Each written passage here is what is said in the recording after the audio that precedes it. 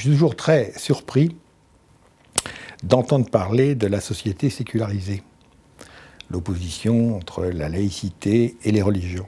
Il y a des gens qui sont contre les processions religieuses et qui sont pour la Gay Pride, qui est une procession religieuse typique. Donc il y a quelque chose d'un peu ridicule à dire qu'on va faire une exception pour les religions.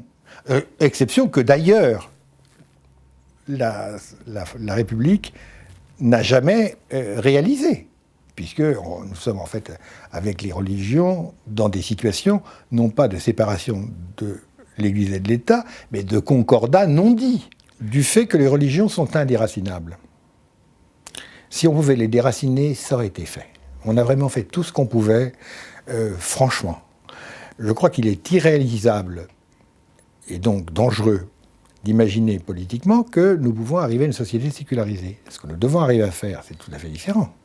C'est que la différence des religions, la non-croyance étant une religion parmi d'autres, si je puis m'exprimer ainsi, que la différence des opinions religieuses ne soit pas une source de conflit politique. Cessons de maintenir cette rhétorique qui peut être dangereuse, rhétorique de la laïcité pure et dure.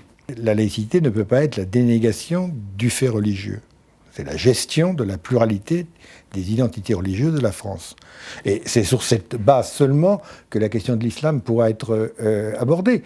C'est pas en disant que nous n'avons pas de racines chrétiennes que nous allons dire que l'islam n'a pas de place. C'est ridicule. On fait une place à l'islam parce que nous avons une tradition chrétienne. C'est pas du tout contradictoire. C'est même au contraire la possibilité de le faire. Donc dire que la société française est religieusement neutre est une contre-vérité. On fait rien en politique avec des contre-vérités.